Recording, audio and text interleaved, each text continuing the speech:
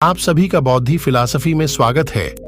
जब भी कोई व्यक्ति गौतम बुद्ध के संघ में शामिल होता था तो बुद्ध उसे सबसे पहले शांत रहने के लिए कहते थे। ध्यान की अवस्था में जाने से पहले उस भिक्षु को शांत रहना सिखाया जाता था। आज के दौर में हर तरफ सौरी शोर है। इसकी वजह से दिमाग में तनाव पैदा होना लाजमी है।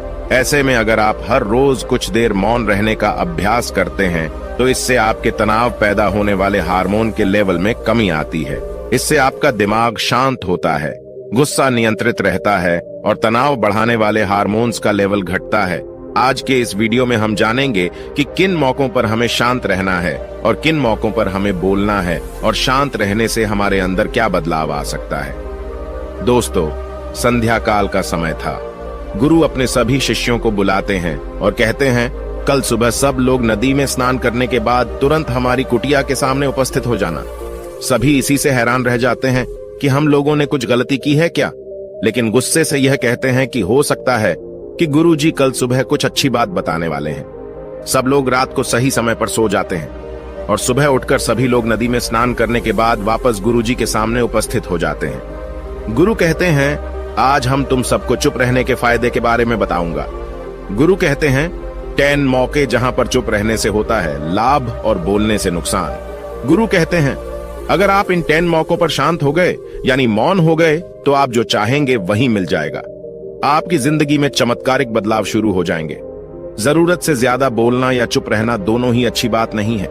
जैसे जरूरत से ज्यादा बारिश हो जाना या फिर धूप दोनों ही दिक्कत देती है, उसी तरह अनावश्यक बोलने से भी काफी नुकसान होता है। गुरु कहते हैं कि पहला ऐसा मौका जहां पर व्यक्ति को चुप रहना चाहिए, बिना तथ्य के ना बोले।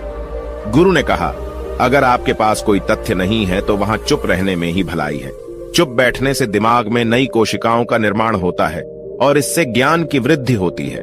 बोलने में भलाई वही है जहां आपको किसी चीज के बारे में पूरा ज्ञान हो। अगर आप बिना तथ्य के कहीं बोलते हैं या फिर बेवजह बोलते हैं तो आपका वहां मजाक भी बन सकता है। अगर आपके पास पर्याप्त जानकारी नहीं है, ऐसी जगह पर बोलने से आपका मजाक तो बनी रहेगी, साथ ही साथ लोगों का भरोसा भी आपसे उठने लगेगा। इसलिए ऐसी जगह पर शांत रहो जहां तुम्हें पता ना हो कि क्या बोलना है क्या नहीं। कई बार कुछ लोग ऐसे होते हैं जो हर जगह अपनी उपस्थिति बताने लगते हैं। उन्हें पता नहीं होता है कि हमें क्या बोलना है, लेकिन फिर भी बोलते जाते हैं और फिर बाद में दूसरे लोग उनके जाने के बाद उनका मजाक उड़ाते हैं। जब तक आपको उस तथ्य के बारे में अच्छा ज्ञान नहीं है, उसके बारे में पता नहीं है, तो वहां चुप रहना ही ज्यादा समझदारी है। गुरु ने कहा, दूसरा ऐसा मौका जहां पर व्यक्ति को चुप रहना चाहिए। शब्दों से न पहुंचे ठेस, अगर आपके शब्द किसी को मानसिक ठेस पहुंचा रहे हैं तो वहां चुप हो जाना चाहिए। कमजोर व्यक्ति के बारे में कुछ भी बोलकर आप महान नहीं बन सकते हैं। महान आप किसी कमजोर का साथ देने में बनेंगे। कई बार होता है कुछ लोग अपने से छोटे व्यक्ति को भला बुरा कहते रहते हैं। सामने वाला इंसान तो कद से आपसे छोटा है, वह आपको कुछ नहीं बोलेगा, लेकिन आप उसकी नजरों में गिरते चले जाएंगे। हो सकता है कि कल वह भी आपसे पद में बड़ा हो जाए। पद में आपसे जब वह बड़ा हो जाएगा तो आज जो रवैया आपका उसके साथ है, आने वाले समय में वह भी आपके साथ वही करेगा। आप किसी को नीचा दिखाकर बड़ा नहीं बन सकते हैं। बड़ा बनना है तो अपने से छोटे लोगों का इज्जत भी करना सीखें और साथ ही साथ बड़े लोगों का भी सम्मान करना चाहिए। लोगों को लगता है कि अगर वह अकड़कर बोलेंगे और सामने वाले को नीचा गिराने की कोशिश करेंगे तो वह बड़े बन जाएंगे, तो यह उन सब की भूल है। बड़े होने की बजाय आप उनकी नजरों में गिरते चले जाएंगे। गुरु ने आगे कहा, इसलिए शिष्यों, तुम सब जब भी बोलना आदर भाव से बोलना, ताकि तुम्हारी बात लोगों को अच्छी लगे। बोलने में भाई बहन, माता पिता, मित्र इत्यादि संबोधन शब्दों का इस्तेमाल जरूर करना। इससे तुम्हारी मान प्रतिष्ठा तो बढ़ेगी ही, साथ ही साथ लोगों की नजरों में तुम समझदार व्यक्ति बनते जाओगे। गुरु ने आगे कहा, तीसरा मौका जहां पर व्यक्ति को चुप रहने में ही भलाई है। क्रोध या घृणा करने वाले लोग, जब कोई अपना या सगा संबंधी आप पर क्रोध कर रहा हो, आपका अपमान कर रहा हो, तो आपको उस वक्त चुप रहना चाहिए ताकि सामने वाले का गुब्बारा पूरी तरह से फट जाए। आप यदि सही हैं तो उसे कतई माफीनामा गए और चुप रहकर ही सही समय का इंतजार करें। वह खुद आपसे माफी मांग लेगा जब उसे अपनी गलती का एहसास हो जाएगा। गुरु आगे कहते हैं कि अगर आपका कोई सगा संबंधी आप पर क्रोध कर रहा हो और आप उस समय शांत हैं, तो यह आदर सम्मान देने की निशानी होती है। इससे न कोई छोटा होता है और न ही बड़ा। अगर आपको क्रोध आ रहा है तो आप या तो वहां से किसी का अनादर किए बिना चले जाएं या फिर चुप रहें। क्रोध करने से आपके रिश्ते खराब होंगे। क्रोध करने से हमेशा क्रोध करने वाले व्यक्ति का ही बुरा होता है। गुरु आगे कहते हैं कि एक बार की बात है, एक सांप जंगल से भागते हुए किसी राजा के घर में पहुंच गया। लोगों ने छेड़खानी की तो वह बहुत ही गुस्सा हो गया, जिससे घर में जो तलवार पड़ी हुई थी उसी को लपेटकर कसने लगा और धीरे धीरे उसका पूरा शरीर कट गया।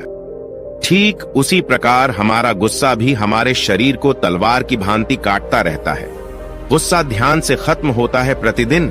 अगर आप ध्यान की मुद्रा में बैठे हैं तो आपका गुस्सा आपके नियंत्रण में रहेगा। गुरु आगे कहते हैं कि यह तरीका है कि आप प्रतिदिन ध्यान का अभ्यास करें। इससे आपके शरीर में जो हार्मोन्स गुस्से को बढ़ावा देते हैं वह सब तुम्हारे नियंत्रण में रहेंगे, जिससे शरीर गुस्से पर आसानी तुम्हारा से काबू पा लेगा। लेकिन एक तरीका यह भी है कि जब भी आपको गुस्सा आए तो आप यह समझने का प्रयास करो कि क्या मेरा गुस्सा जायज है या नहीं। हमें वहां पर बोलना चाहिए कि नहीं। जब आप खुद इस बात का आकलन लगा पाएंगे तो आपको खुद पता चल जाएगा कि हमें गुस्सा करना चाहिए या नहीं। फिर भी आपको गुस्सा आ रहा है तो आप वहां से हटने का प्रयास करें, वहां से दूर चले जाएं। धीरे धीरे समय के साथ आपका दिमाग शांत हो जाएगा। गुरु ने कहा, चौथा ऐसा मौका जहां पर इंसान को बहुत ही समझदारी के साथ काम लेना चाहिए, वहां पर आपको चुप रहना ही चाहिए, जहां पर उस मुद्दे से आपका कोई संबंध ना हो। अगर आपका किसी मुद्दे से कोई संबंध ना हो तो वहां आपका चुप रहना बनता है। बिना किसी वजह अगर आप दूसरे के मुद्दे पर बोलेंगे तो यह आपके लिए अनिष्टकारी होगा। इसमें केवल और केवल आपका ही नुकसान है।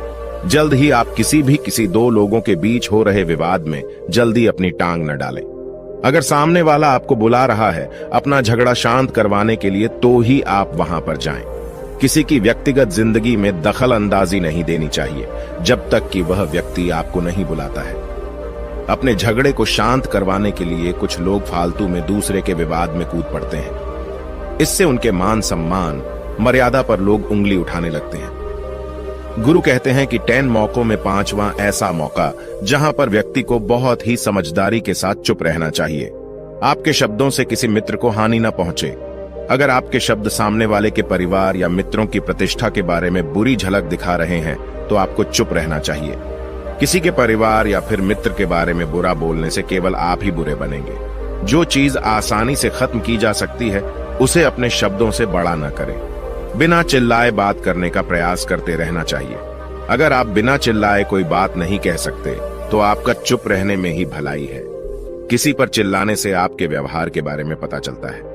ज्यादा बोलने से चीजें हमेशा खराब ही होती हैं। कई बार कुछ रिश्ते ज्यादा तेज बोलने की वजह से टूट जाते हैं। इसलिए अपनी आवाज में मीठापन लाएं। आपके शब्दों से आपके दोस्त को हानि नहीं पहुंचनी चाहिए। कभी कभी दोस्तों के जब हम मजाक हैं तो रहे कि आपके शब्दों से किसी का अनादर ना हो। मजाक को भी हमेशा शब्दों के मायने में ही रखें।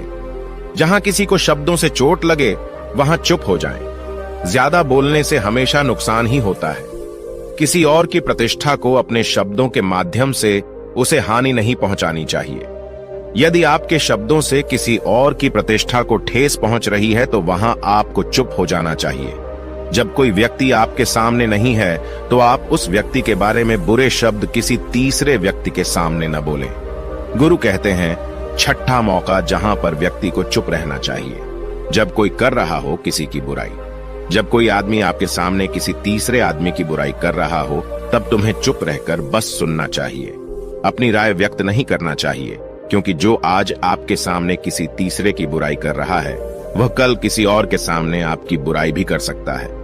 यदि आपने कुछ कहा है तो नीति शास्त्र के अनुसार जो अपने मुंह को बंद रखता है और बुद्धि से काम करता है वही इंसान समझदार होता है। बिना जरूरत के बोलना, किसी के बारे में किसी के बीच में बोलना यह गलत बात है। कभी कभी हमारे लिए बुद्धिमानी इसी में होती है कि हमें अपना मुंह ऐसी जगह पर नहीं खोलना चाहिए। गुरु आगे कहते हैं कि 10 मौकों में 7वां ऐसा मौका जहां पर व्यक्ति को चुप रहना चाहिए, जब कोई नहीं समझे आपकी भावना।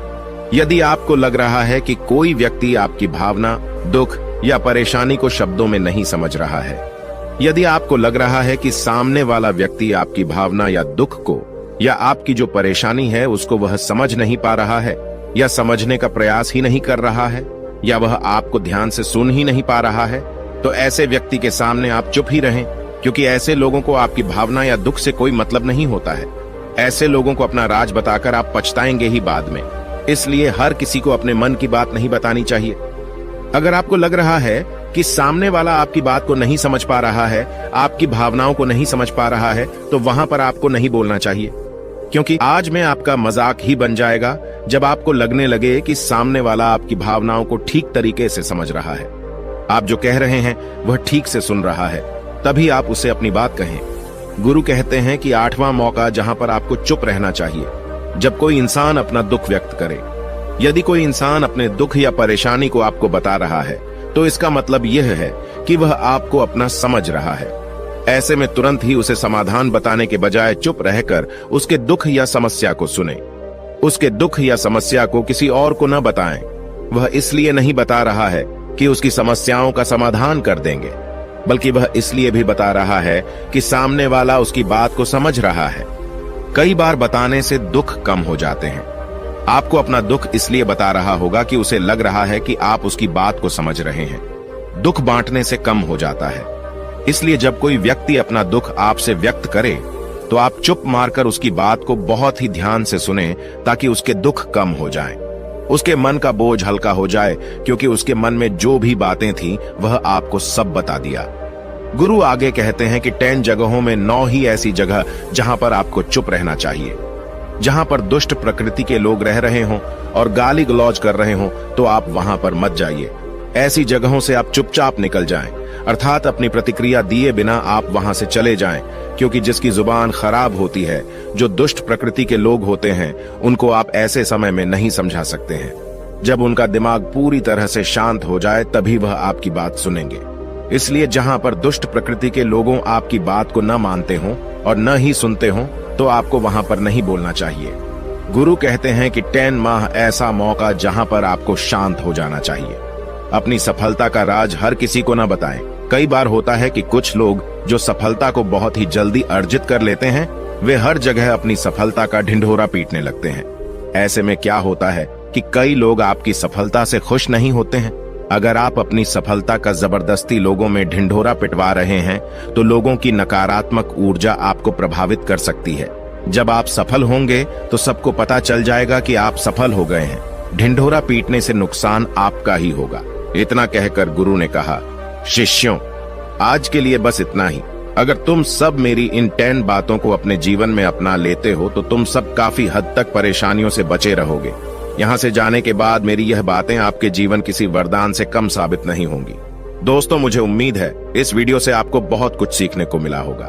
अगर आप नए हो तो हमसे जुड़ने के लिए इस चैनल को सब्सक्राइब करना मत भूलिएगा।